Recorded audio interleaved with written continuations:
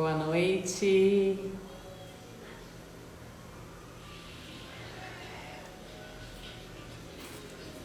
Boa noite.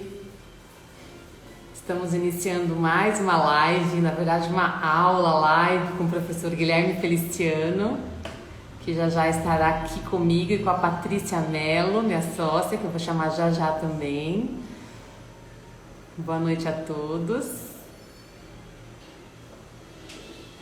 Um tema super interessante, super atual. Vamos ver aqui se eu encontro o professor.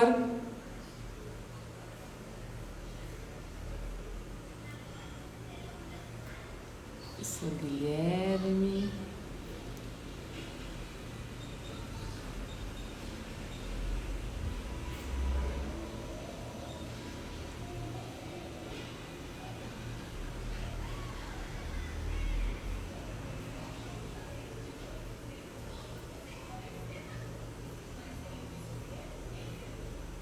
Hoje é a nossa primeira live em grupo, né?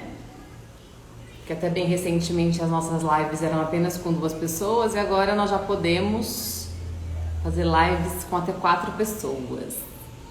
O professor Guilherme já entrou, não estou conseguindo localizá-lo aqui.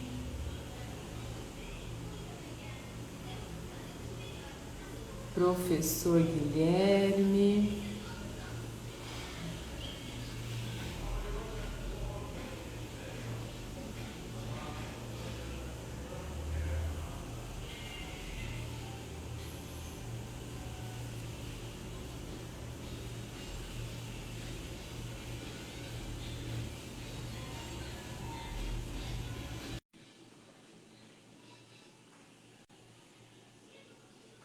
Várias pessoas entrando. Boa noite, gente. Oi, Paty. Olá, meus queridos. Boa noite, minha querida. Tudo bom, Bu? Tudo bem? A gente está aqui aguardando o professor Guilherme Feliciano. Enquanto ele não entra, nós já temos aqui uma audiência, bastante gente nova. Acredito que sejam alunos, convidados do professor Guilherme. Então, nós vamos aproveitar esses minutinhos enquanto ele chega para a gente se apresentar. Eu sou a Luciana Félix, junto com a minha sócia Patrícia Mello. Eu sou publisher da Matrioska Editora, uma editora que existe há 1 ano, foi fundada o ano passado em março, tivemos até uma comemoração virtual no dia 11 de março, dia do nosso primeiro ano. Nós somos uma editora de livros científicos, técnicos e profissionais.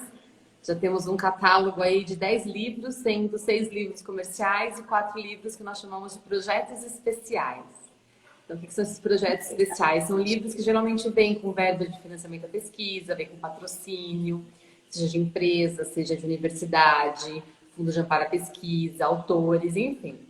Então, nós somos uma editora que, além de livros comerciais, fazemos também livros com esse formato, especialmente livros acadêmicos.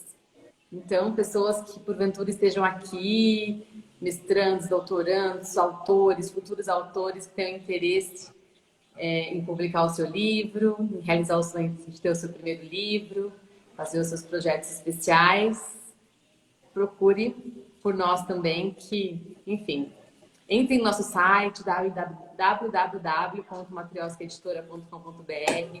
Lá vocês vão poder ter acesso a alguns livros que nós fizemos nesse formato de projeto especial, que estão lá com download gratuito, livros em parceria com a Universidade Federal de Santa Catarina, com a Fiocruz, estão com grandes instituições. Né? Somos jovens, também, né? Mas já temos uma história maravilhosa para contar, né, Paty? Exatamente. Vou te apresentar também. Olá, gente. Olha o professor Guilherme chegando. Meu nome é Patrícia Mello. Nós somos aqui da Matrioska e eu fico com a parte comercial, publish comercial aqui da Matrioska, e convido a todos a seguir a gente nas redes sociais. Olá, professor Guilherme. Boa noite. Olá, boa noite. Estão me vendo? Estão me vendo e me ouvindo bem? Muito bem. Hoje é uma noite de festa, olha só. Com certeza, uma grande honra. Já estou vendo aqui queridos amigos aqui, o Dr. Franzé, desembargador Franzé, o Dr. Flávio Landi, doutora Isabela Toffano, enfim, muita gente querida aqui e outros tantos que eu vou falando aí no decorrer da live. Professor, eu só vou pedir a sua licença para a Paty terminar de se apresentar. Enquanto a gente esperava o senhor entrar, a gente foi se apresentando, porque tem bastante gente nova que talvez não conhecesse a gente. A gente Por se favor. apresentou. Paty, se você quiser concluir sua fala. Uma potência no mercado editorial, viu, gente? Matrioscas chegando com tudo. Obrigada, professor. Muita generosidade.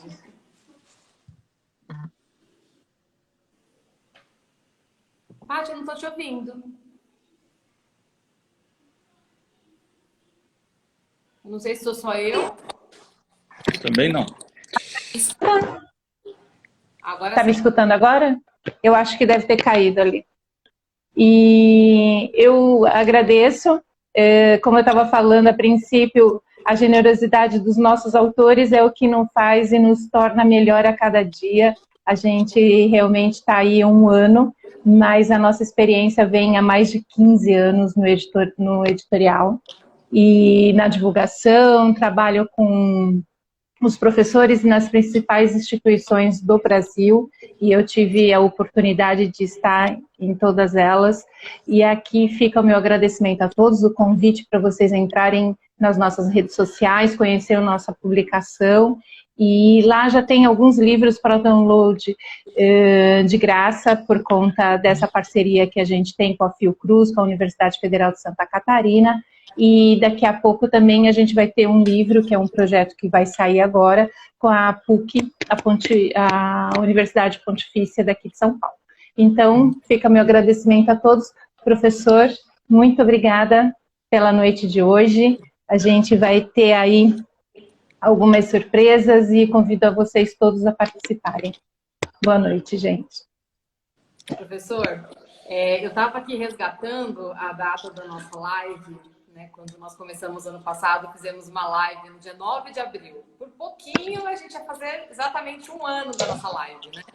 É verdade. E aí a gente falou sobre os impactos, né, do novo coronavírus na época, que ainda a gente não tinha quase nenhuma informação, estava todo mundo muito assustado. Estamos ainda, mas hoje com um pouco mais de informação com vacina, né? Ano passado as coisas estavam muito mais obscuras nessa mesma fase. E aí o senhor falou bastante sobre os impactos do novo coronavírus no direito do trabalho. E aí, gente, foi uma live que durou 2 horas. Foi a nossa live mais longa. Foi. Né? Uma live de 1 hora, que a gente imagina que hoje vai ser de 1 hora também. Hoje vai ser 1 hora. A gente combinou. O professor ele vai dar uma aula aí de 40 minutos. Depois a gente abre para perguntas. Mas, enquanto isso, vocês podem ir comentando que a gente depois conversa tudo com o professor. E nessa ocasião a gente caiu, o Instagram derrubou, a gente voltou e continuou com a live. Então foi uma live riquíssima, muito interessante. Tá lá gravado, enfim, quem quiser pode assistir ainda, porque sempre é muito atual o que o professor diz. E aí, o tema de hoje, afinal, o Covid pode ser considerada uma doença estigmatizante? Foi um tema que surgiu numa reunião, né, que nós tivemos. O professor é nosso autor e coordenador de um curso que nós vamos lançar em breve, que semana que vem nós abriremos a pré-venda, mas nós daremos hoje pequeníssimos spoilers, né? Essa aula dele de hoje é baseada no capítulo 40 desse curso. É um curso de Direito Ambiental do Trabalho, são 40 capítulos divididos em 10 sessões. Gente, é imperdível, é um livro completo, está maravilhoso. E nessa última sessão tem 3 capítulos bem focados, né, falando sobre Covid, trazendo atualizações. Então, esse capítulo 40, ele chama de novo coronavírus, estigma e discriminação laboral, Covid-19 e dano moral trabalhista. Então, professor, tudo que ele vai falar aqui hoje tem como inspiração esse capítulo.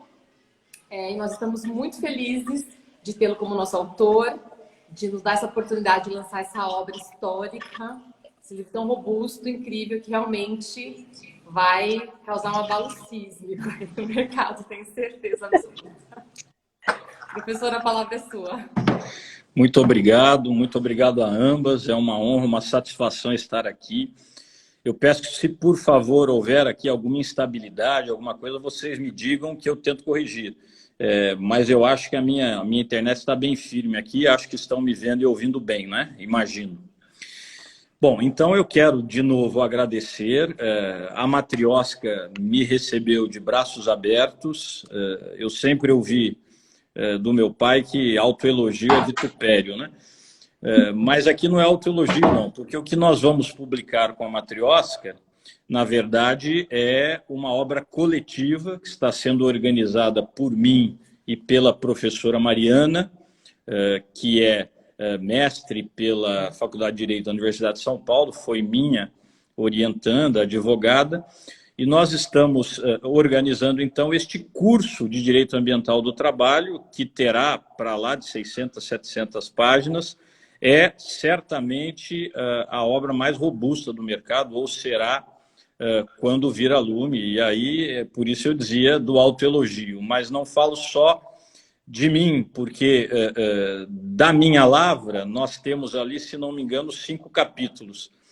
Porém, pelo que vocês ouviram agora há pouco, são dezenas de capítulos dos mais diversos autores, todos eles estudiosos das questões de saúde e segurança do trabalho, tanto naquilo que nós temos identificado como parte geral, e aí temos até uma outra coleção publicada por outra editora, tratando apenas da parte geral, aí os princípios, os fundamentos, os conceitos principais, a legislação de base, as convenções internacionais, como que nós temos denominado de parte especial.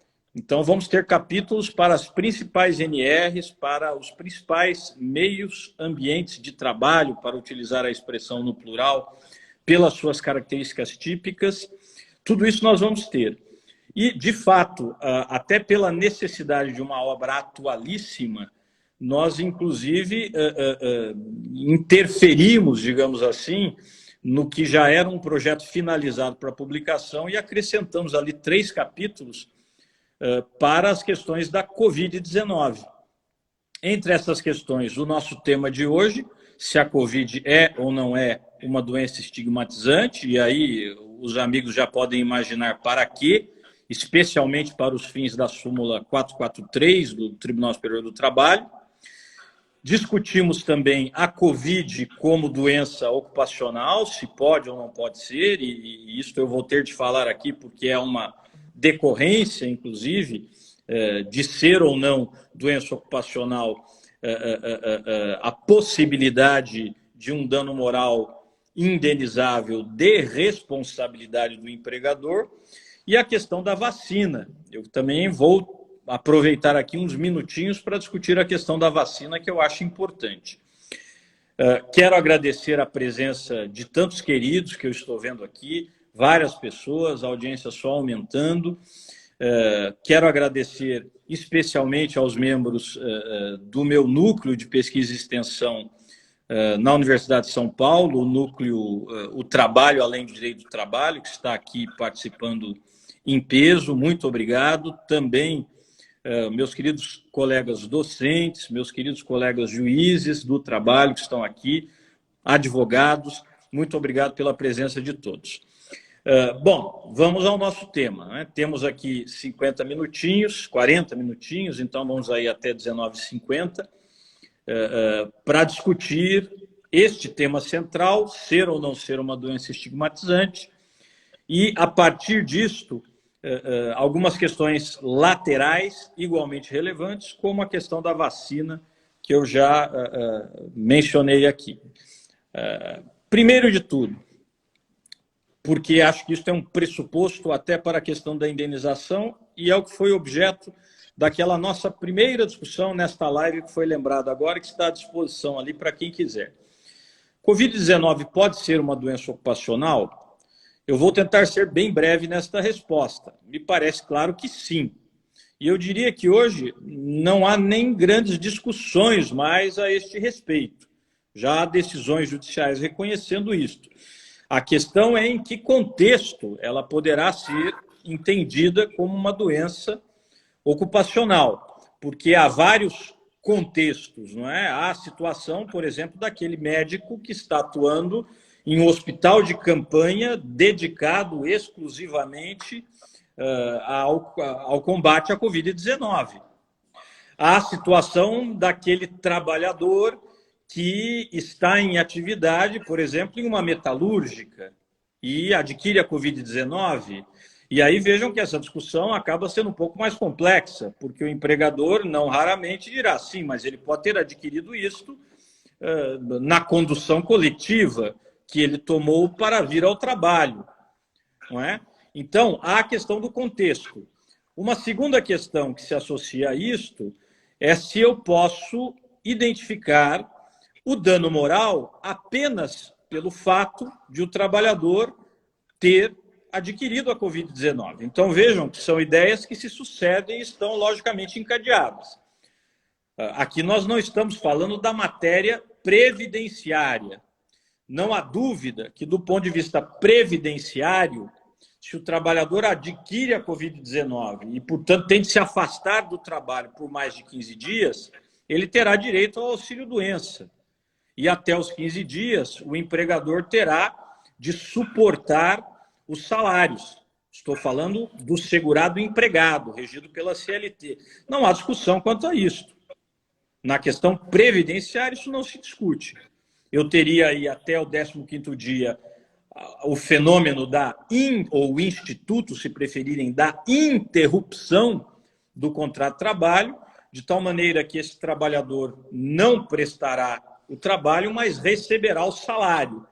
E a partir do 16º dia, eu tenho a figura da suspensão do contrato individual de trabalho, em que ele nem trabalha e nem recebe da empresa. Quem paga é o Instituto Nacional de Seguro Social. Outra discussão é saber se esse auxílio-doença será pago sob o Código 31, auxílio-doença comum, ou sob o Código 91, auxílio-doença acidentário. Ou seja, se o INSS vai ou não vai reconhecer isto como uma doença que tem nexo com o trabalho. Isto tem uma série de consequências relevantes do ponto de vista da proteção social, como, por exemplo, se exigir ou não um tempo de carência. Mas não é essa a nossa discussão aqui. A nossa discussão é, sobretudo, na perspectiva do empregador, porque é nesse sentido também que interessa discutir se a dispensa é discriminatória ou não, e, portanto, se a doença é estigmatizante ou não. Então, vamos discutir na perspectiva do empregador. Na perspectiva do empregador, artigo 7º, inciso 28 da Constituição, que reconhece ali, neste inciso 28, primeiro, o direito de todos os trabalhadores urbanos e rurais à proteção previdenciária. O que está dito na Constituição? Seguro contra acidentes de trabalho financiado pelo empregador. Este seguro, na verdade, é exatamente o arco de benefícios acidentários previstos no direito previdenciário, que o empregador financia sozinho. Os senhores sabem disso. Em se tratando de acidente de trabalho, haverá ali o que antigamente era o SAT, o seguro de acidente de trabalho, depois o RAT, atualmente o GIL-RAT, não é? Em que eu estabeleço uma contribuição por empresa de acordo, inclusive, com a sua curva acidentária, ou seja, com o número de acidentes e doenças de trabalho que se identificam na empresa num período de tempo pré-definido e estabelecido no passado. Então, se a empresa tem mais acidentes e doenças, ela paga mais. Se ela tem menos, ela paga menos. E, a partir disso, é que se financiam estes benefícios acidentários. Enquanto que o financiamento da Previdência Social como um todo, sabem vocês bem, é tripartite, não é? Empresa, ou, enfim, empregador, tomador de serviços, trabalhador, prestador de serviços e os próprios cofres públicos, a própria União. Bom, mas isso é a primeira parte do inciso 28. A parte seguinte diz o seguinte: sem prejuízo da responsabilidade do empregador em caso de culpa ou dolo. É desta segunda parte que nós estamos falando. Esta responsabilidade civil, seja por dano moral, seja por dano material, pressupõe o nexo causal. E é isso que nós temos de discutir, então. Para não trazer aos senhores teorias e teorias, eu já apresento o modo como eu vejo a questão. A Covid-19 poderá ou não ser uma doença ocupacional nesse sentido lato.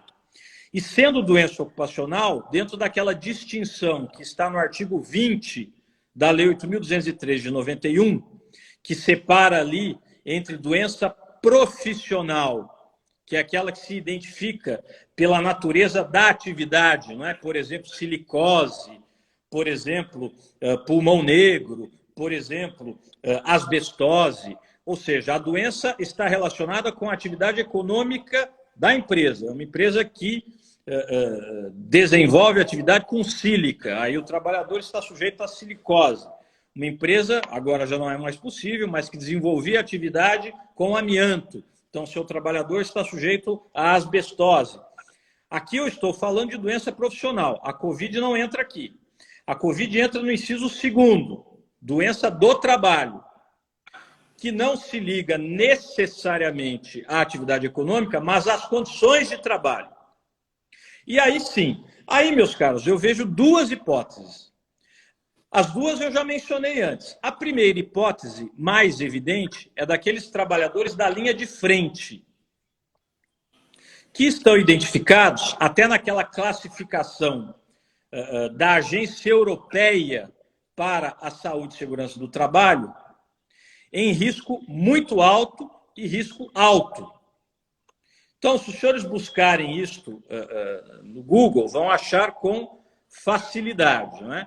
Podem buscar ali exatamente da maneira como eu falei, a Agência Europeia de Saúde e Segurança do Trabalho, ou a expressão em inglês que é EUOSHA, né? European Union OSHA, ou falando sem o sotaque, digamos assim, EUOSHA, né? EUOSHA. E os senhores vão ver que a OSHA europeia, que então tem essa função, como há uma OSHA norte-americana, mas a OSHA europeia estabeleceu estes graus de risco da atividade.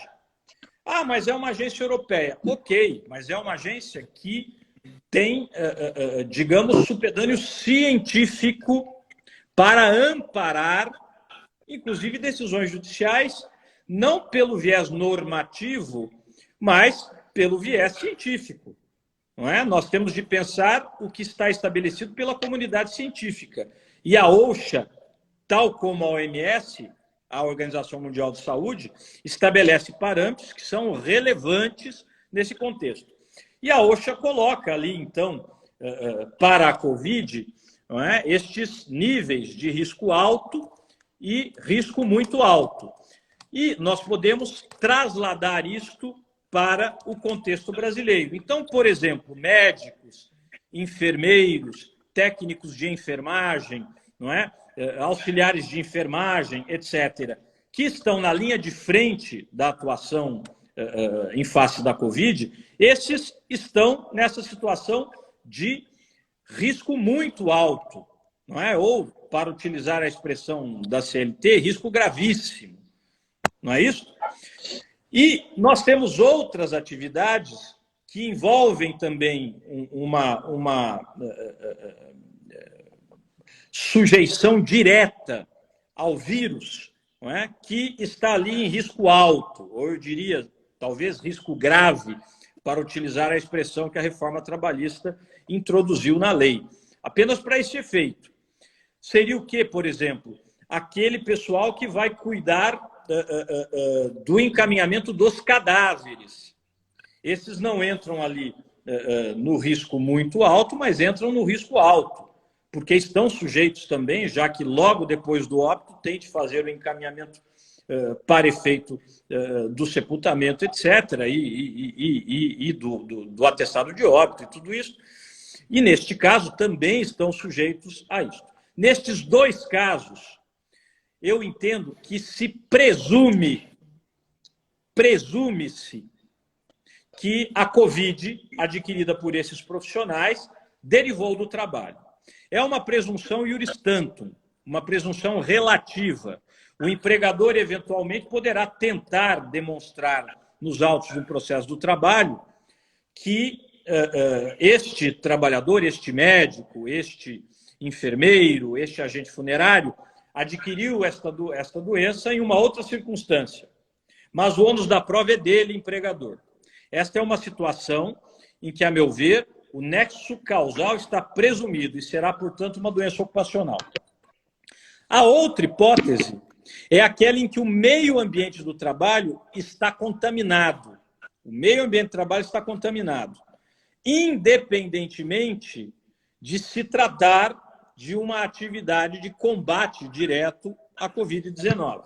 Eu dei o exemplo da metalúrgica. É claro que se eu tiver um trabalhador que está infectado com o SARS-CoV-2, com o coronavírus, em uma metalúrgica, eu posso, eventualmente, ter esta dúvida, digamos assim. Bom, ele adquiriu isso em casa, ou ele adquiriu isso no ônibus, ou ele adquiriu isso na empresa. Mas imagine o seguinte, como é o caso aqui, pela notícia que estamos tendo, em uma montadora na minha jurisdição. Temos já 2 casos, 3 casos, 4 casos, 10 casos naquele segmento produtivo. Não é?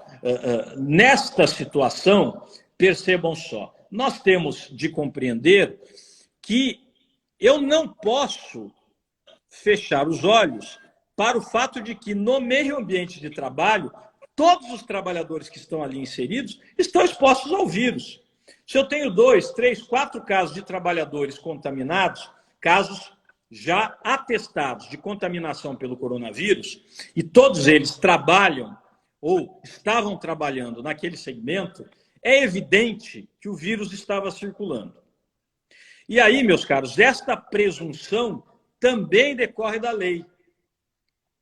Decorre ali, deem uma olhada depois, por analogia, porque vejam, o que é a Covid-19? É uma pandemia. Uma pandemia, a rigor, não é uma endemia. São conceitos distintos. Depois eu posso até deixar aqui a referência a um artigo em que eu e o professor Len Gruber enfrentamos essa questão. É uma pandemia, e eu vou além, é uma pandemia com características de sindemia, pelas suas características sociais, pela sua impactação social. Mas não vamos entrar nesse mérito. O fato é que todas essas figuras, endemia, pandemia, sindemia, são figuras análogas. Não são conceitos idênticos, mas são conceitos que guardam algum paralelismo. E aí, em relação às endemias, diz a Lei 8.213 de 91, que trata lá da Previdência Social, mas acaba nos trazendo alguns conceitos. Quando lá no artigo 20 ela trata, como eu dizia a vocês, da doença profissional, que não é o caso, e da doença do trabalho, que seria o caso, ela diz no parágrafo 1º, não são consideradas doenças do trabalho. Aí vem a linha D, a doença endêmica. E aí vocês diriam, bom, se a doença endêmica não é doença do trabalho, e você mesmo, Guilherme, estabeleceu esse paralelo entre endemia e pandemia, então acabou a discussão. Não acabou a discussão, porque a própria lei, no seu parágrafo primeiro, quando na linha D cita a doença endêmica para dizer não será considerada como doença do trabalho, ela abre uma exceção.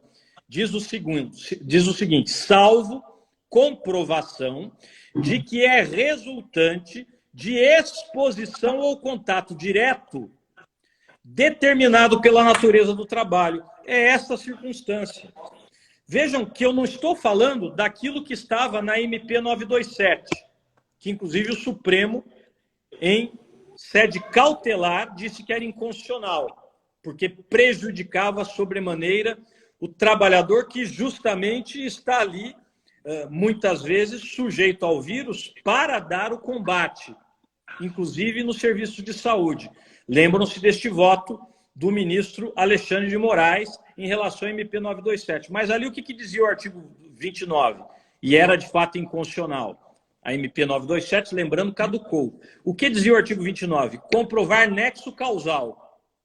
Não é isso que diz o artigo 20, a linha D, parágrafo 1º, a linha D, parte final. Diz que o que se tem de comprovar é apenas a exposição ou contato direto determinado pela natureza do trabalho. E é isso que nós temos neste caso que eu estou falando. Já há 2, 3, 4 casos constatados de trabalhadores daquele segmento, daquela área, daquele setor, daquela empresa, contaminados com o coronavírus. Isso está demonstrado? Está demonstrado. Pronto, eu tenho aqui comprovação de que os trabalhadores daquele segmento, daquele setor, daquela área, daquela empresa, estão expostos ao vírus. O vírus está circulando. E a partir disso, então, eu vou presumir que a doença derivou deste contato. Independentemente de a Covid abstratamente considerada ser uma pandemia, aqui o indivíduo presuntivamente foi contaminado com o vírus porque ele estava em um meio ambiente de trabalho em que outros trabalhadores também tinham o vírus. E estava exposto a isso. E aí, de novo, passa a ser ônus da prova do empregador, no processo do trabalho, demonstrar que esse trabalhador adquiriu a Covid-19 porque andou de ônibus, ou porque na casa dele alguém já era portador do coronavírus. Inverte o ônus da prova. Aqui também eu tenho uma presunção de nexo causal, portanto, presunção de que há doença do trabalho. Afora isso, geralmente o trabalhador deverá comprovar esse nexo causal. Então, vejam, duas situações. Primeiro, aqueles trabalhadores da linha de frente. Eu preferi referir a OSHA, porque os senhores sabem que eu vou utilizar esse advérbio, infelizmente, a presidência da República, ou o presidente da República, tem uma outra visão desta questão, especialmente com relação à atividade econômica, acha que as atividades econômicas não poderiam ser interrompidas, que a economia deveria ser priorizada, e em função disso, inclusive baixou um decreto, não é? Para determinar o que seriam atividades essenciais. Não é? Esse decreto, os senhores sabem bem, é o decreto 10.282 de 2020. Mas nesse decreto, tudo é atividade essencial. Até a atividade, deixa eu ver aqui as últimas referências, né, que vão acrescentando ali, academia de esporte, salão de beleza, barbearia, atividades industriais, construção civil, indústria química, tudo é atividade essencial, porque qual era a intenção política? Nada poderia parar. Então, no final das contas, para efeitos jurídicos, esse decreto não nos serve de nada. Se tudo é atividade essencial, não poderíamos utilizar isso para dizer, até, veja, no interesse das empresas, porque se fôssemos por aqui, em todos esses casos, eu teria de presumir nexo causal. Por isso é que o juiz terá de considerar caso a caso, na linha do próprio 927, parágrafo único do Código Civil, se há ou não há aquela situação de um risco inerente superlativo. É o caso, então, como eu disse, de médicos, enfermeiros, assistentes de enfermagem, etc., que estão na linha de frente, ou de quem atua ali diretamente com os cadáveres. Aqui eu tenho a situação do 927, parágrafo único, em que a responsabilidade civil, inclusive, é objetiva, hein? E eu presumo o nexo causal. O empregador é que terá de demonstrar que o trabalhador adquiriu em outra situação. E aí uma referência para os operadores do direito é a classificação da OSHA europeia. E a segunda situação, meio ambiente do trabalho, em que eu tenho ali situações já demonstradas de Covid. Trabalhadores daquele setor, daquela área, daquele segmento, daquela indústria, que já portavam o coronavírus. E aí, este novo caso beneficia-se com a presunção. Agora, nos termos do 20, parágrafo 1º, a linha D, parte final, porque está ali demonstrada a exposição ao vírus pelas condições de trabalho. E eu presumo, portanto, o nexo. Nesses dois casos, eu presumo o nexo doença do trabalho. Em outros casos, o trabalhador poderá demonstrar o nexo doença do trabalho. Sendo doença do trabalho, vem a questão da súmula 443. Vamos nos lembrar dela? O que diz esta súmula? Vou ler aqui. Dispensa discriminatória. Presunção. Empregado portador de doença grave. Estigma ou preconceito. direito à reintegração. E aí vem o texto que diz o seguinte: presume-se discriminatória a despedida do empregado portador do vírus HIV ou de outra doença grave que suscite estigma ou preconceito. Inválido o ato, o empregado tem direito à reintegração no emprego. Então, meus caros, primeira coisa, para que fique bem entendido isso. Há duas situações aqui, na hipótese da súmula 43 do TST, que, enfim, por hora ainda nos guia. Não é? Até na linha ali do 489 do Código de Processo Civil, ela funciona como precedente. Nós temos de nos fiar nesta ratio decidente que está aqui na súmula 443, sob pena de se entender que a decisão judicial tem um vício de fundamentação, já que o CPC de 2015 aproximou-se aí do modelo de precedentes. E aqui não há dúvida, a súmula funciona, neste caso, como precedente, até nos termos lá da instrução normativa número 39 do Tribunal Superior do Trabalho. Eu estou dizendo isso porque houve a reforma trabalhista, colocou em xeque aí algumas súmulas, mas não foi o caso desta aqui. Ok? Bom, nós vamos ter aqui duas situações. Primeiro, a Covid por si mesma, independentemente de ser ou não doença do trabalho. E, em segundo lugar, a Covid como doença do trabalho. Vamos começar, e aí os senhores viram quais são os pressupostos. Vamos começar com a Covid como doença do trabalho. E aí eu apresento aquela primeira discussão que eu trouxe a vocês. O fato de um indivíduo portar o SARS-CoV-2, o coronavírus, vamos imaginar Covid ocupacional, em razão da exposição no meio ambiente de trabalho, nas duas hipóteses que eu mencionei, ou em uma terceira situação em que o trabalhador demonstre a responsabilidade do empregador, comprovando o nexo causal. E naqueles dois casos que eu falei, nexo causal presumido. Então, é Covid ocupacional. Só o fato de o trabalhador ser portador do coronavírus já lhe traz dano moral? Essa é uma discussão que está aí muito em voga. Há quem diga que teria de ser demonstrado dano moral neste caso. Vejam, isto nos traz diretamente a discussão do estigma, não é? Porque imagine a seguinte situação, que é alguma coisa que alguém me disse até no Facebook esses dias, em uma discussão que nós fazíamos por ali, na minha página do Facebook. Alguém dizia o seguinte, eu acho que até foi em função do anúncio desta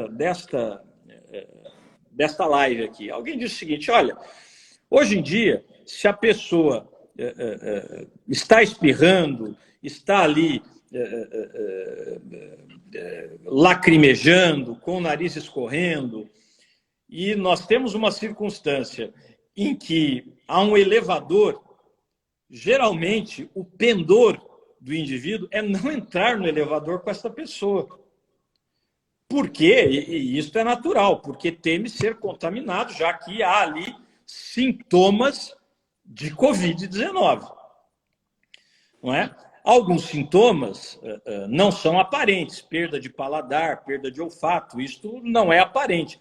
Mas outros sintomas, como a tosse, não é? Como o nariz escorrendo, estes sintomas, eles são aparentes, não é? Porque são, inclusive, similares a sintomas de gripe. Não é? Então, neste caso, o próprio indivíduo já tem, diante disto, digamos, uma pulsão de se afastar. Não é isto exatamente que configura este elemento estigmatizante? Quer dizer, é o não querer estar próximo, é o querer isolar. Não por uma maldade, mas até muitas vezes por um instinto de autopreservação. A verdade é esta. Vejam que o TST tem entendido que, por exemplo, o câncer em algumas modalidades mais agressivas, é doença estigmatizante para fins da súmula 443. A finalidade da 443 não é discutir dano moral, é discutir inversão do ônus da prova. Mas ser doença estigmatizante, para mim, tem relevância nesses dois aspectos. Então, vejam, repito, o TST tem entendido que até algumas formas agressivas de câncer têm essa natureza estigmatizante. Por quê? Porque o indivíduo, por exemplo, vai se submeter ali a uma radioterapia, a uma quimioterapia, vai perder os seus cabelos, vai emagrecer. Isso faz com que ele seja visto de uma outra maneira. Isso faz com que, muitas vezes, o empregador não o queira, porque ele já pressente que esse indivíduo vai se afastar, que esse indivíduo vai se encostar, não é como se diz na gíria, e aí ele vai ficar com um trabalhador a menos, que ele também não pode demitir, porque, como nós vimos, a hipótese de suspensão do contrato. E veja, o câncer não é contagioso. A Covid é. A Covid-19 é, e muito contagiosa. Em um outro artigo que saiu agora na revista LTR de fevereiro, com a professora Maria Maeno e dois outros médicos que são estudiosos do tema, nós estamos abordando isto. As características da Covid-19 do ponto de vista médico. A Covid-19, ela não tem um grau tão elevado de letalidade, considerando a média da população. Ela tem um especial grau de letalidade para alguns grupos de risco. Pessoas com doenças relacionadas à pressão sanguínea, diabéticos, obesos, aquilo tudo que vocês já sabem. Mas, de uma maneira geral, a sua letalidade não é tão elevada. Mas o grau de contaminação, este sim é elevado. É mais elevado na Covid-19 do que, por exemplo, nos casos anteriores de gripe que nós tivemos nos anos que se passaram. Não é? Então, a sua transmissibilidade é que leva, sobretudo, à preocupação. Ela é muito transmissível. E essas novas cepas parece que são ainda mais transmissíveis. Então, é esse o ponto. A transmissibilidade, ainda mais neste grau tão elevado, leva as pessoas a se afastarem. Por isso é que, para mim, minha opinião, a Covid é, sim, potencialmente estigmatizante. Especialmente se eu estiver falando em uma Covid sintomática. Porque os senhores sabem que há casos em que não se desenvolvem sintomas. Então, eu vou até anuir que numa situação em que o indivíduo seja portador do SARS-CoV-2, do coronavírus, mas não desenvolva os sintomas, se isso estiver demonstrado, não haveria, em princípio, como atribuir àquela condição o caráter estigmatizante, já que ninguém está sabendo, nem o empregador, nem os colegas. Mas em uma situação em que o fato de o indivíduo ser portador do coronavírus é público, é conhecido, ao menos, de um grupo de pessoas ou do próprio empregador, e, portanto, isso não está restrito à esfera da intimidade do trabalhador. Então, a informação escapou da esfera da privacidade do próprio trabalhador. Ou ela é sintomática, a Covid é sintomática, então o indivíduo está desenvolvendo a coriza, como eu disse, o nariz escorrendo, ou a tosse, os espirros, a dor de cabeça, muitas vezes a diarreia, a perda de paladar, a perda de olfato, etc. Se ela é sintomática, nestes dois casos, informação que já transcende a esfera da privacidade do trabalhador ou caráter sintomático, eu entendo que ela é, sim, estigmatizante. Exatamente porque, repito, até em função do relativo desconhecimento que a própria medicina tem a respeito, mesmo nesse cenário de vacinação. Vamos falar disso agora em seguida. Não é? Temos vacina. Sim, temos vacina, mas, por exemplo, ainda não há muita clareza sobre o tempo de proteção proporcionado pela vacina. O meu pai, por exemplo, já tomou 2 doses, graças a Deus. Mas quando ele terá de tomar essa vacina de novo? Ano que vem? Antes disso? Não há clareza quanto a isso. Isso provavelmente vai variar conforme a espécie da vacina. Coronavac, não é? Ou a vacina da Pfizer. Isto vai variar conforme a vacina. Mais ainda, os senhores estão acompanhando isto.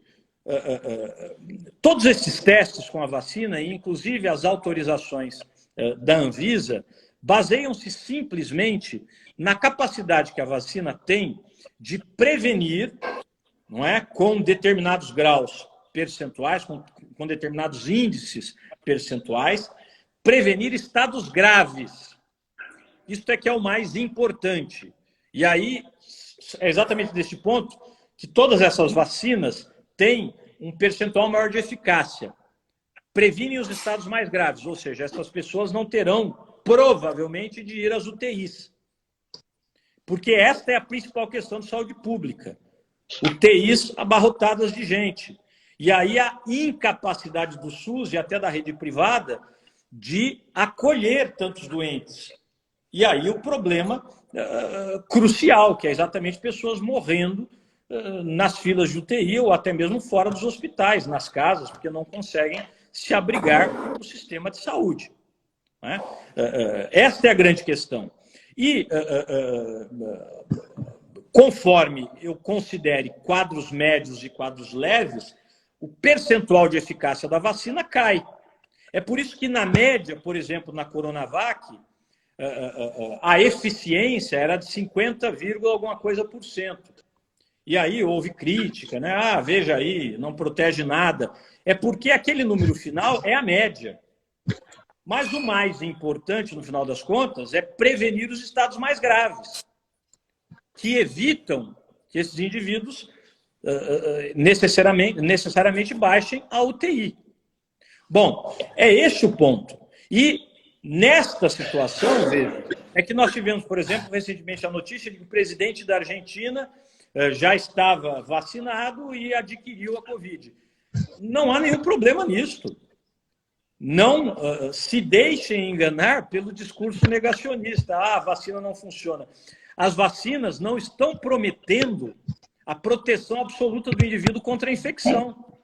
O que elas protegem, e aí, exatamente nesse sentido é que aumenta ou diminui o grau de eficácia, é a proteção contra quadros mais graves, quadros médios e quadros leves. É isso que ela protege, é contra isto que ela protege. Mas nós não sabemos, inclusive, em que medida ela protege contra a reinfecção. E aí, hoje, o que se está entendendo é que a reinfecção é possível, como nós estamos vendo, não é? Até aí uma novela que teve capítulos gravados, acho que no final do ano passado, está exibindo ou exibiu uma advertência dizendo, olha, quando essa novela foi gravada, não havia ainda conhecimento científico de que era possível a reinfecção.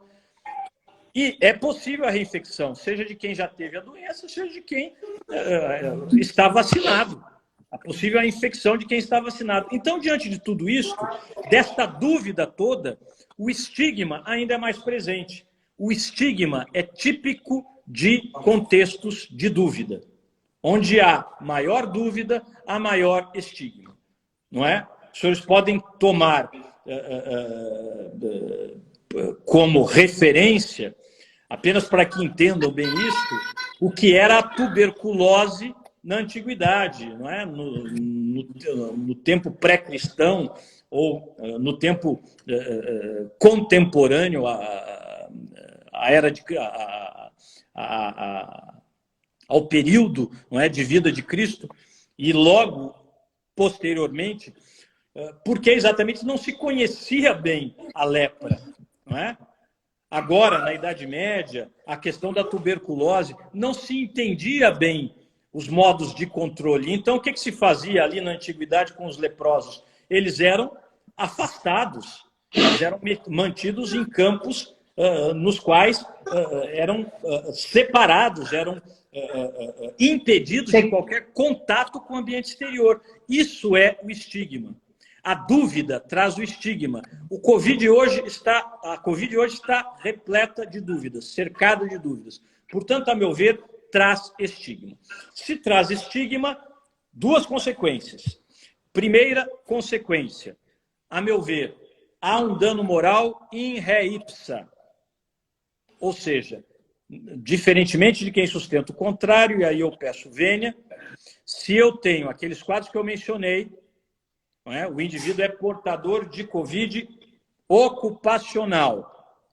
E isto já transcendeu a esfera da sua privacidade. Ou a Covid é sintomática, o dano moral, me parece, se estabelece in re ipsa.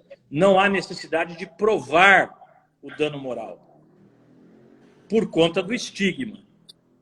É a situação semelhante de quem perde um ente querido. É a situação semelhante de quem desenvolve uma doença incapacitante. Nesses casos, a doutrina e a jurisprudência civil e trabalhista já é pacífica. O dano moral se estabelece in re ipsa. Eu não preciso provar que quem desenvolveu uma paraplegia, de quem já não é mais capaz de realizar movimentos amplos com o braço direito, de que esse indivíduo sofreu um dano moral. Um sofrimento psíquico intenso que é indenizável, como dano psíquico, pela lesão a um direito de personalidade. Eu não preciso provar este dano moral. A mesma coisa, me parece, se eu tenho essa situação de Covid ocupacional sintomática ou conhecida. Outra coisa é a mensuração da indenização. Aí vai depender de uma série de coisas, inclusive da gravidade maior ou menor da conduta da empresa, se foi mais ou menos negligente, da capacidade econômica desta empresa, de como efetivamente esse estigma está nos autos manifestado para a vida daquele trabalhador. Aí é a questão de mensurar a indenização. Mas me parece que eu não tenho de provar dano moral aqui. É dano in re ipsa. E o segundo ponto, aí vem a súmula 443.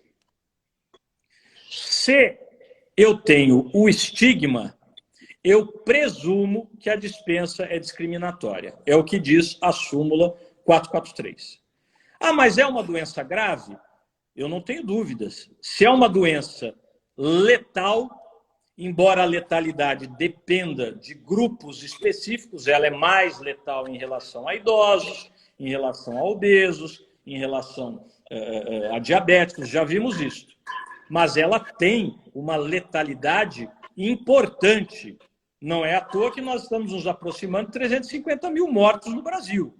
Então, ninguém vai discutir a letalidade da Covid-19. É grave e suscita o estigma. Suscita esse sentimento de que eu quero manter distância. Eu não quero me aproximar, eu quero evitar contato. Até mesmo nessa perspectiva de autopreservação. E em função disso, então, a meu ver, se o indivíduo portador de Covid, e aí veja, isso agora é importante, para o efeito processual, já não importa se é ocupacional ou não.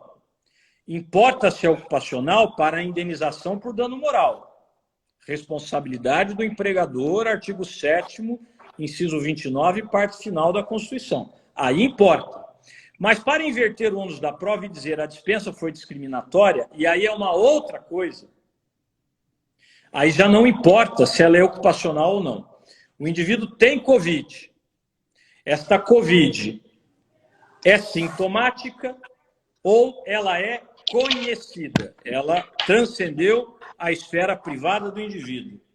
E houve a demissão, parece-me que eu estou nos limites da ratio da súmula 443. E o juiz presumirá que a dispensa é discriminatória. O que significa que, a não haver prova alguma, entendendo que é discriminatória, aplica-se a Lei 9.029 de 95, que diz o quê? que este trabalhador demitido tem direito a ser reintegrado ou tem direito a ter uma indenização que vai envolver todas as verbas rescisórias e todo o período,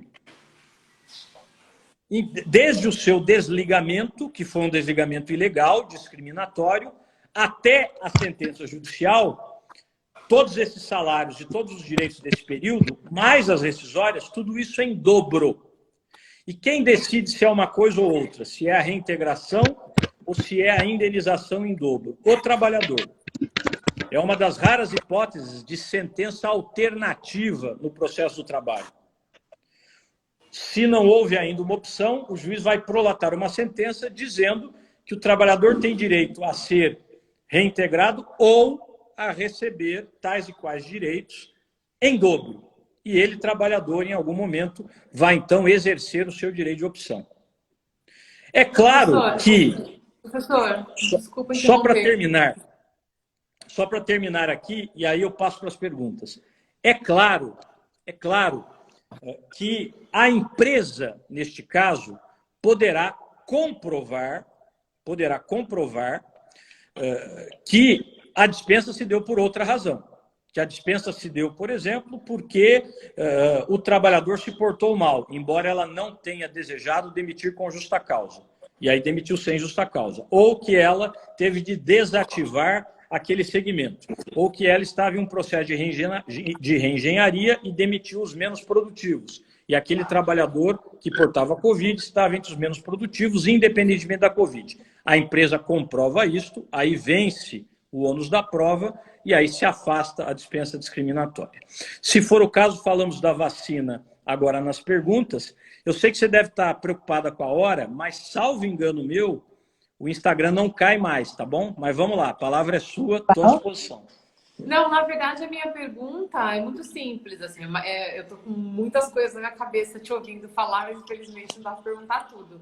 Mas te ouvindo falar, fico com curiosidade de saber se o senhor tem notícia de algum caso já de pessoas, de algum empregado que tenha sido demitido por conta da Covid, que esteja aí em andamento. Ó, há dois casos, deixa eu ver até se eu consigo levantar aqui, um instantinho só. Há alguns casos já na jurisprudência que podem ser perfeitamente identificados, mas eu vou citar aqui, primeiro um que ganhou aí o noticiário de um querido colega, um querido amigo, que inclusive estava aqui na live, eu não sei se está aqui ainda, que era o doutor Rodrigo Trindade. Doutor Rodrigo Trindade, como juiz, prolatou uma decisão do Rio Grande do Sul em relação à JBS, em um frigorífico. Esta questão é muito importante, especialmente em relação a frigoríficos. E ele basicamente reconheceu ali que nós tínhamos esta segunda situação que eu referi ali quando eu falava de nexo causal, ou seja, um meio ambiente de trabalho em que o vírus da Covid, o coronavírus, estava disseminado. E, portanto, ele presumiu o nexo causal. E isso foi na vara do trabalho de Frederico Westphalen, lá no Rio Grande do Sul, lá na 4ª região. E ele, então, entendeu que a empresa não conseguiu apresentar provas que afastassem a presunção de que a contaminação houvesse ocorrido no trabalho. Isto a partir de uma ação civil pública movida pelo MPT, não é? A decisão é de outubro do ano passado, está aí disponível, e reconheceu esse nexo causal a partir da presunção. Há um outro caso, este caso foi julgado por mim, deixa eu ver se eu identifico aqui até o número,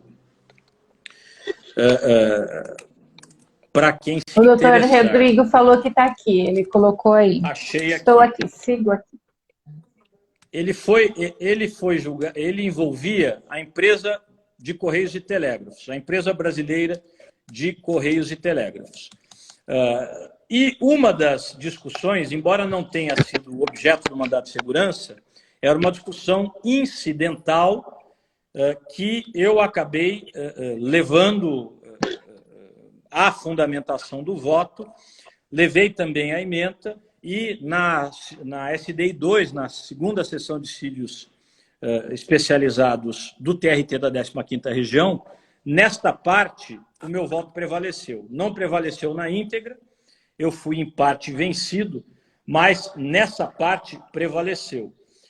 E o que é que, neste caso, nós estabelecemos? Exatamente o fato de que, se nós tivermos no meio ambiente de trabalho um ou mais casos confirmados de Covid, eu terei, portanto, a presunção do nexo causal e, portanto, a Covid ocupacional. Isso, inclusive, na ementa. Não era o objeto principal, repito, do mandato de segurança, mas foi um aspecto lateral trazido ali,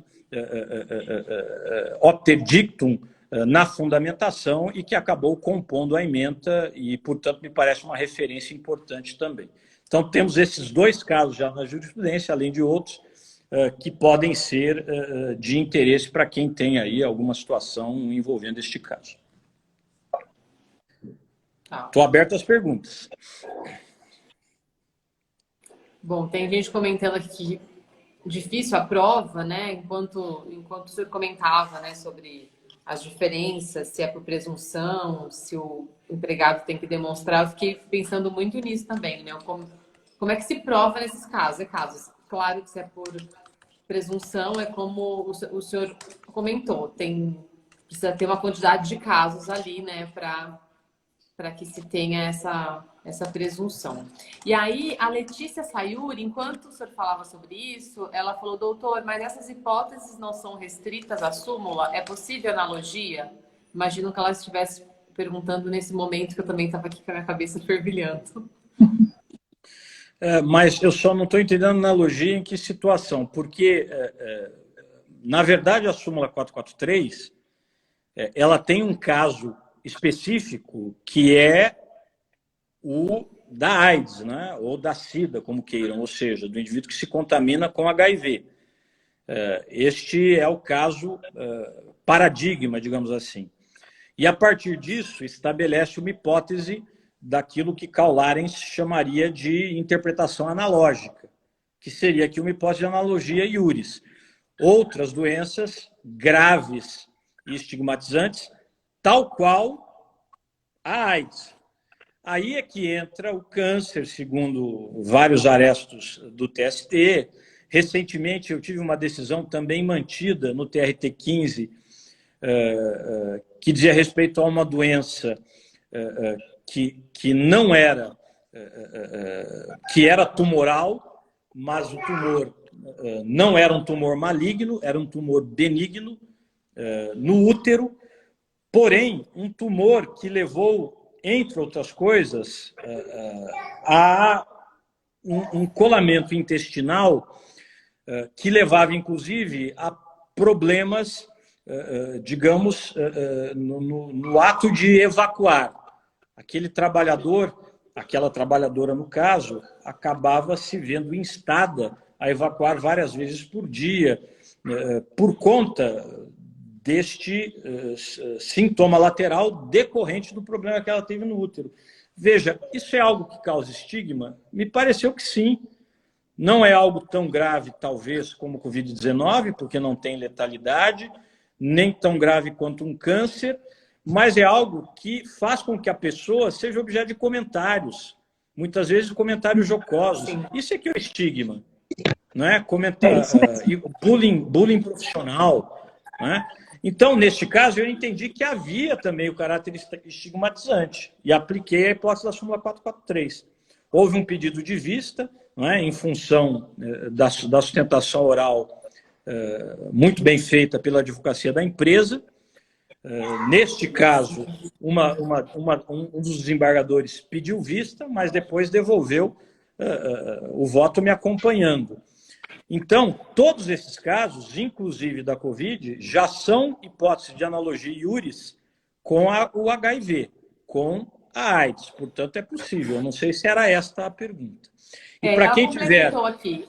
A Letícia Só complementou para dizer aqui, ela isso, disse rapidinho. analogia com a própria Covid-19, porque eu já cheguei a considerar essa mesma súmula, mas com relação às doenças mentais, fazendo essa mesma interpretação analógica, mas com relação aos distúrbios mentais, do que ela complementou aqui.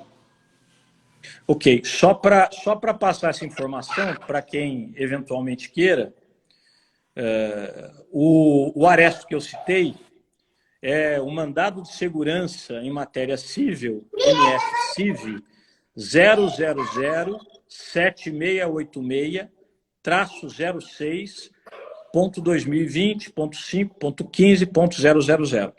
Tá bom? Então, mandado de segurança civil 7686-06 de 2020. Este é o aresto que eu mencionei da minha lavra.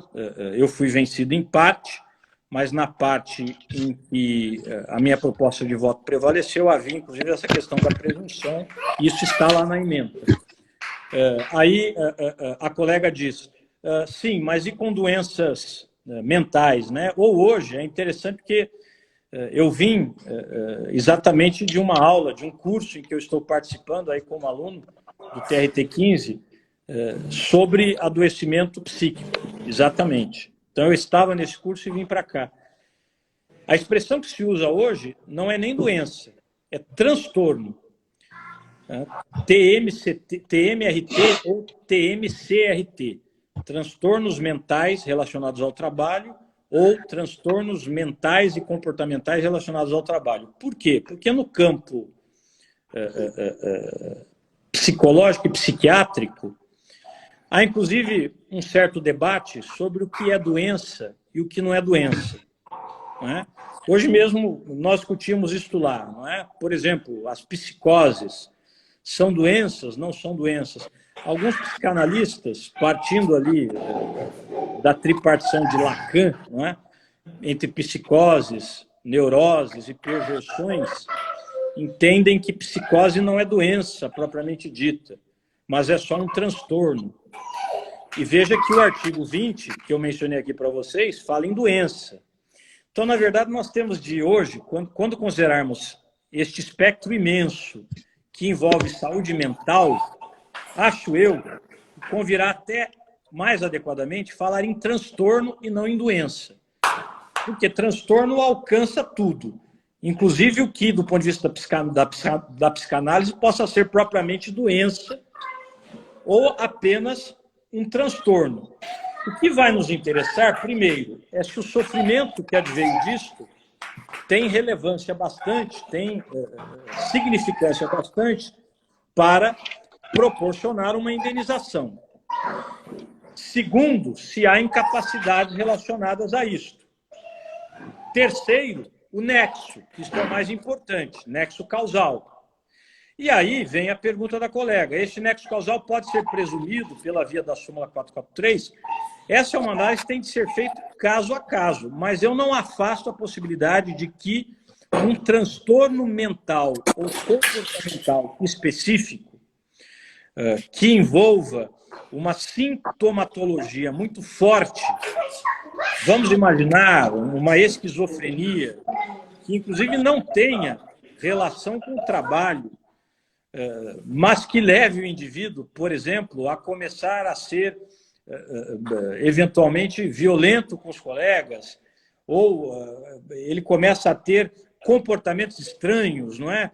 Como, por exemplo, aquele sentido de perseguição, ele conversa com seres imaginários, enfim, aspectos que muitas vezes são característicos de esquizofrenia. Nesta circunstância, ele acaba sendo afastado pelos colegas. Mas aí é algo a se demonstrar concretamente. Havendo esta evidência, não afasto a hipótese de que seja estigmatizante, sim, e de que se aplique a súmula 443. O que eu acho que não dá para falar é que todo transtorno mental seja estigmatizante. Professor, o Gustavo Luiz pergunta como fica a situação dos hospitais. Então, minha opinião, hospitais que fazem o combate direto da Covid-19. Eu não tenho maiores dúvidas. Estou falando aqui, meus caros, como professor, como escritor, não é? Porque os senhores sabem que, como juiz, eu vou analisar o caso concreto. Mas falando em tese, na condição de autor, se quiserem, de jurista, né, de quem pensa o direito, eu entendo que, neste caso de hospitais em que há o combate direto ao coronavírus, né, como o caso dos hospitais de campanha, etc., ou alas de hospitais que são reservadas especialmente para isto, ou, de todo modo, em que haja ali UTIs, em que eu tenha... Geralmente, hoje, isto está sendo feito até por razões de contenção da contaminação em alas separadas, né? Já não é absolutamente praxe colocar doentes de Covid com outros doentes em UTIs. Onde isso é feito, geralmente é feito até com uma certa irregularidade.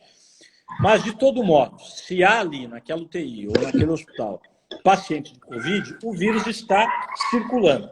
E, muito especialmente, se são alas específicas para pacientes de Covid, ou hospitais, unidades de atendimento específicas para doentes de Covid, primeiro, a meu ver, presume-se o nexo causal e, portanto, presume-se que a Covid é ocupacional. O empregador é que terá de demonstrar o contrário. Segundo, é a hipótese de risco inerente superlativo. O que é isso? Aquilo que está lá no 927, parágrafo único do Código Civil. Lembram-se? O que diz o 927, parágrafo único do Código Civil? Esta expressão, dano inerente superlativo, é uma expressão minha para resumir o que está ali. Haverá obrigação de reparar o dano, independentemente de culpa, parte final. Quando a atividade normalmente desenvolvida pelo autor do dano implicar, por sua natureza, risco para os direitos de outrem. É claro que esse texto, me permitam, está muito mal escrito, então ele tem que ser interpretado.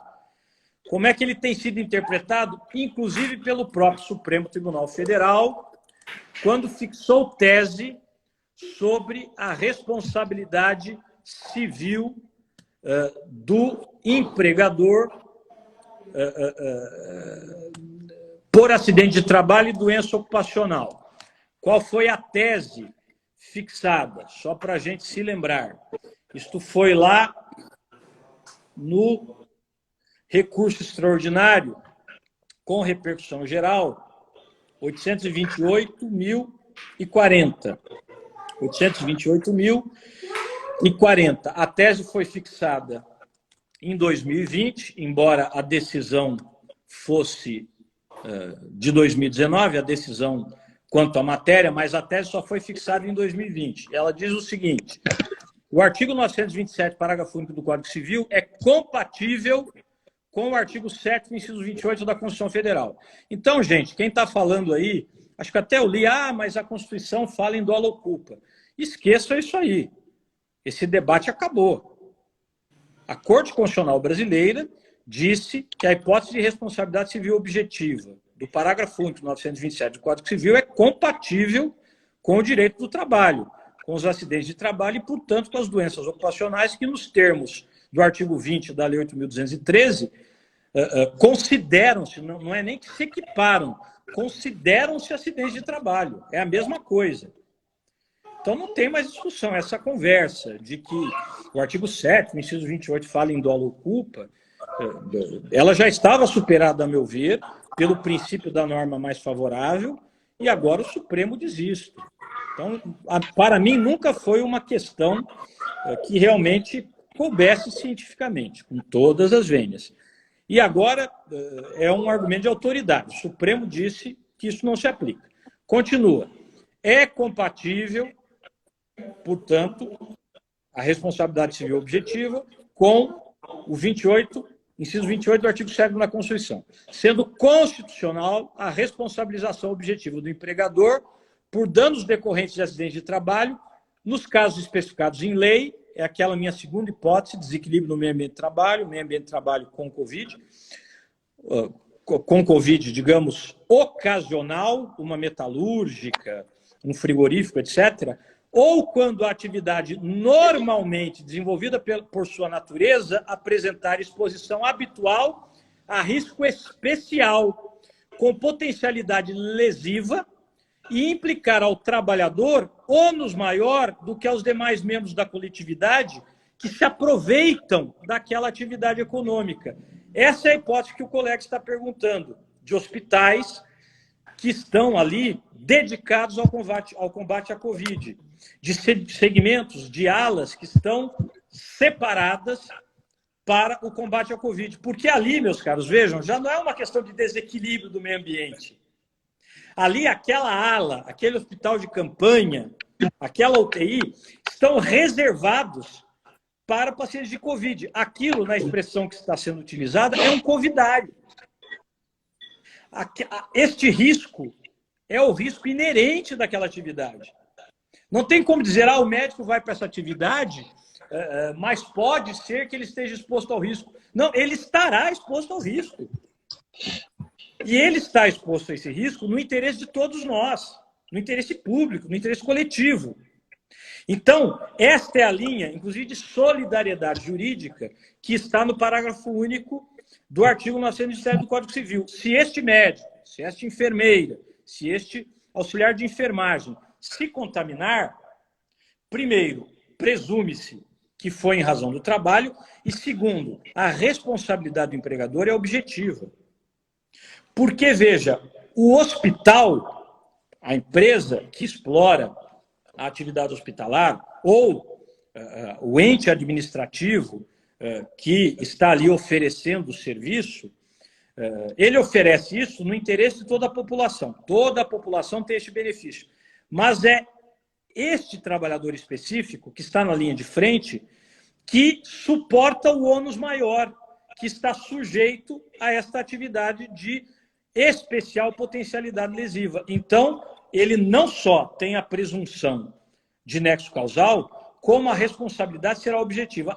Mas o empregador é um bom empregador. Eu não estou discutindo culpa. É responsabilidade pelo risco criado, que o Supremo, repito, já reconheceu que se aplica ao direito do trabalho. Então, no caso dos hospitais, me parece, esta é a solução. Professor, de dúvidas eram essas, temos muitos comentários elogiosos, enfim, muitos comentários, né, que são temas, é um tema que realmente suscita muita curiosidade, muitos comentários, sempre tem alguém que conhece alguém que foi reinfectado, então as pessoas comentam, é um momento muito delicado, né? Mas de dúvidas realmente foram essas. Paty, quer comentar alguma coisa, perguntar alguma coisa? Fica à vontade. Eu quero falar que a aula foi maravilhosa e eu estou encantadíssima. Esse é um dos assuntos instigantes que o livro vai trazer e eu acho que vai ser um bem enorme esse livro para todos. Eu estou muito ansiosa com ele, apesar de estar acompanhando aqui, mas a outra coisa é quando ele chega, aquele volume enorme de tocar, cheirar e começar a consumir, porque eu sempre falo que os amantes dos livros, pode vir no livro digital quanto for, quando a Luciana me manda aqui, eu fico doida olhando, lendo pela tela do computador, mas nada melhor de quando ele chega da gráfica e aí você toma posse do livro e isso é muito gostoso, né? E esse livro ele é um marco muito grande em direito do trabalho ambiental e a gente até comentou sobre isso, né, professor, a importância da gente ter um livro que pega as duas partes que normalmente quando há um assunto de direito ambiental ele pega muito pouco do trabalho, ou quando o trabalho fala do direito ambiental ele se vale muito pouco e a gente nesse livro aqui vai trazer esse elemento com uma força muito grande. Fica o meu agradecimento a você, professor, a todos os autores dentro desse livro e meu agradecimento mais uma vez e a todos que estão aqui com a gente até agora e as suas aulas sempre passa de 1 hora, não tem jeito porque você mexe com tudo aqui dentro e com todas as coisas que vem acontecendo. Muito obrigada por tudo, viu? Professor E a Guilherme, todos, muito obrigada. tem uma questão aqui que, na verdade, eu não abordei, peço desculpas à LCL Araújo, porque eu entendi que a pergunta já tinha sido respondida, mas foi um entendimento meu. Desculpa, eu vou fazer aqui. A dispensa ante a suspeita de Covid-19 entende-se ser discriminatória? A dispensa, desculpe?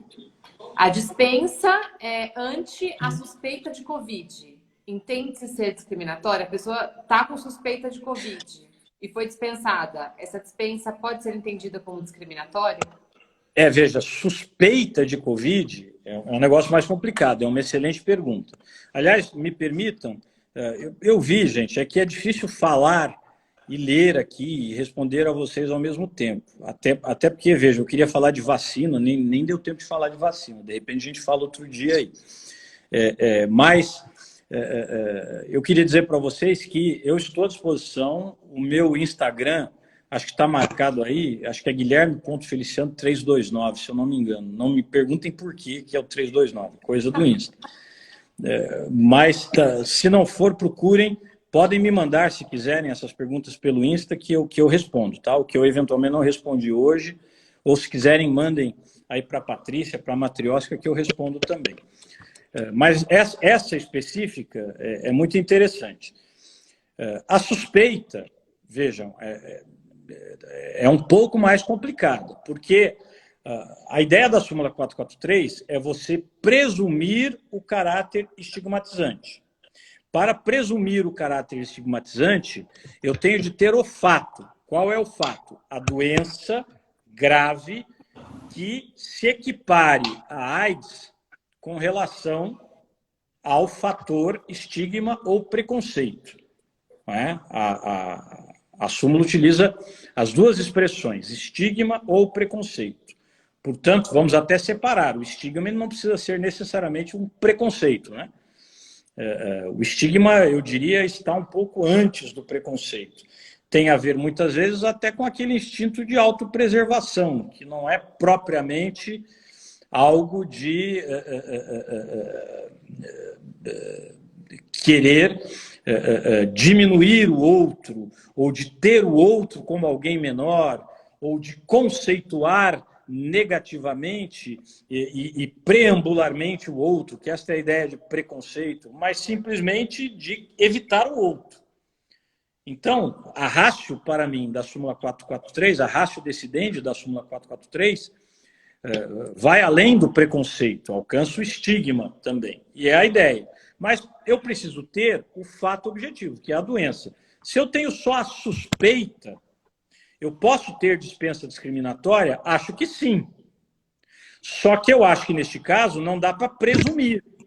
Ou seja, bom, havia uma suspeita de Covid. Por que tinha uma suspeita de Covid? Porque o indivíduo estava espirrando. Só que ele estava espirrando porque ele pegou uma gripe, um resfriado. Não era Covid. Só que aí ele vai à juíza e diz, olha, eu nunca tive Covid, só que eu fiquei uma semana espirrando e fui mandado embora. Então, a dispensa é discriminatória porque acharam que eu tinha Covid e eu quero ser indenizado, dano moral, reintegração, etc. e tal. Aí, a meu ver, nós estamos indo além da ratio decidente da súmula 443, porque eu não tenho fato. O fato é que o indivíduo portava Covid. Agora, ele pode, o fato objetivo necessário é que o indivíduo porte Covid. E, nesse caso, ele não portava Covid. Ele portava um resfriado comum, né? Flu. Então, neste caso, quer me parecer que o trabalhador pode provar a dispensa discriminatória. Então, ele vai fazer a prova de que, por estes sintomas, o empregador imaginou que ele tivesse Covid e, por conta disso, o demitiu. Para que ele, enfim, não contaminasse mais ninguém, porque o empregador tinha medo de ser contaminado, mas aí é ônus da prova do trabalhador. Eu não aplicaria neste caso, não vejo como aplicar neste caso a súmula 443. Repito, acho que é possível reconhecer que essa dispensa é discriminatória, mas aí não vejo como inverter o ônus da prova no sentido da súmula 443. Acho que o empregado, o trabalhador, tem de provar que, por esta suspeita, ele foi discriminado. Então, o que ele tem de provar? Primeiro, que houve a suspeita. Segundo, os fatos objetivos que levaram à suspeita. E aí sim, a dispensa em função dessa suspeita. Provando isto, ele prova a dispensa discriminatória e aí eu aplico o regime da Lei 9.029. Mas presumir a discriminação por mera suspeita, acho que não dá. Espero ter respondido. Acredito que sim. Legal. Bom, gente, live maravilhosa. Acho que é uma ótima ideia, professora, a gente marcar outra sobre vacina. Acho que é um tema também super importante, que está aí super em alta, né? Está todo mundo querendo entender mais. Acho que a gente pode agendar sim. Então, vocês acompanhem as nossas redes, nossas, da Matrioska, editora, e do professor Guilherme, que assim que a gente tiver data e horário, em breve, a gente já divulga.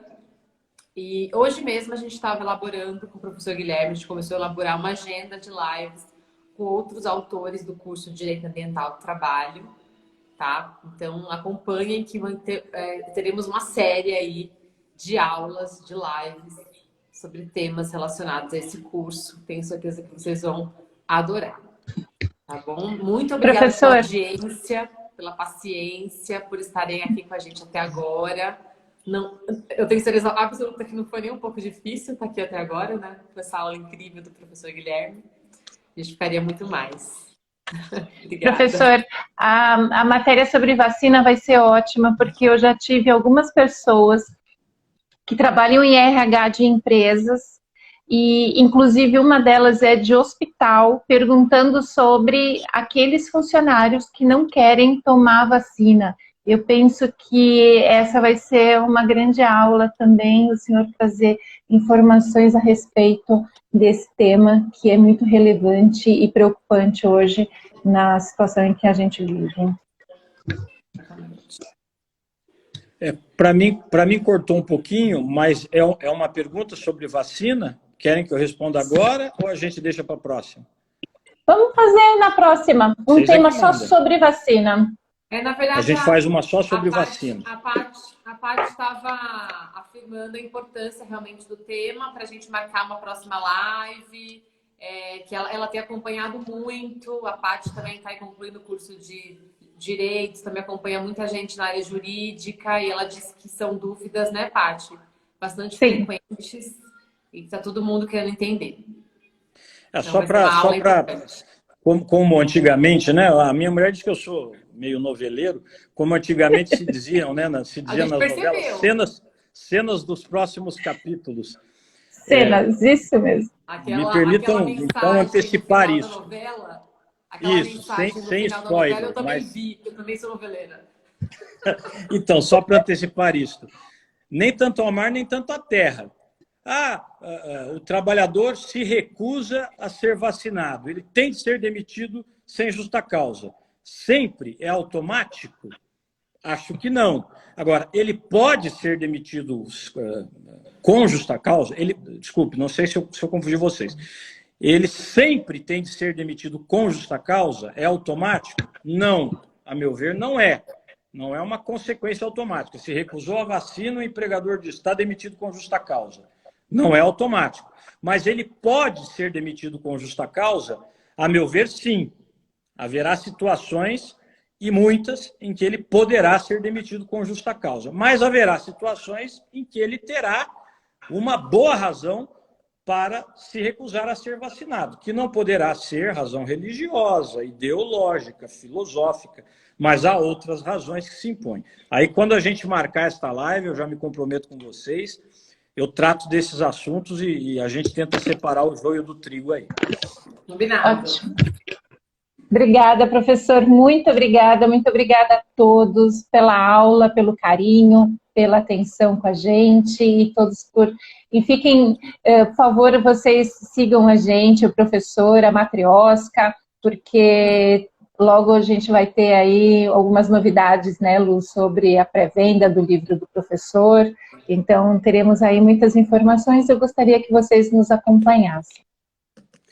Obrigada, gente. É isso aí, gente. Queria agradecer também, especialmente a Matriosca, a todos vocês que estão aí, que tiveram paciência até agora, e reforçar aí o que a Patrícia disse, acompanhe a Matriosca, grandes lançamentos, não só na área de direito do trabalho, enfim, eu tenho tido muito prazer, muita satisfação em ver o capricho com que eles têm trabalhado no segmento jurídico e, enfim, é uma potência, como eu disse a vocês, que desponta no horizonte.